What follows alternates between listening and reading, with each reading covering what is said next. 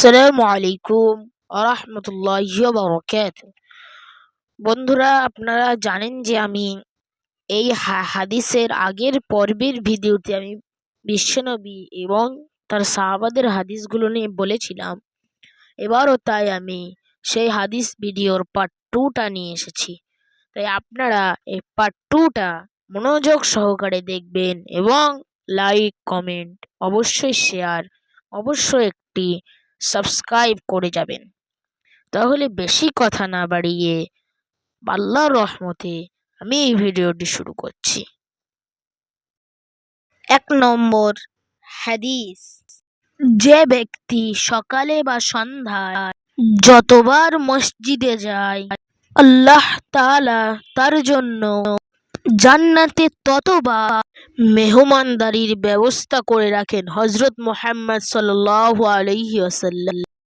2 নম্বর হাদিস, গীবত ঋণের চেয়েও মারাত্মক।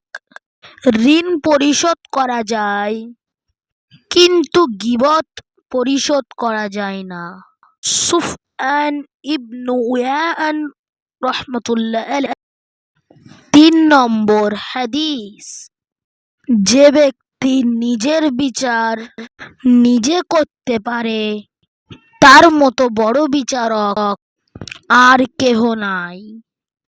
4 নম্বর হাদিস, সর্বদা ছোট ছোট গুনাহগুলো থেকে নিজেকে বাঁচিয়ে রাখো, কেননা মানুষ কখনো পাহাড়ের সাথে হোঁচট খায় না, ছোট পাথরের সাথে খায়। হযরত আলী রাদিয়াল্লাহু তাআলা আনহু। 5 নম্বর হাদিস, শেষ হাদিস, বাহিরের শত্রু আমার কি ক্ষতি করবে যখন আমার বড় শত্রু আমারই নফস। বন্ধুরা, এতক্ষণ যে হাদিসগুলি বললাম এগুলো যদি আপনাদের ভালো লেগে থাকে তাহলে একটি লাইক, কমেন্ট এবং অবশ্যই একটি শেয়ার করে যাবেন।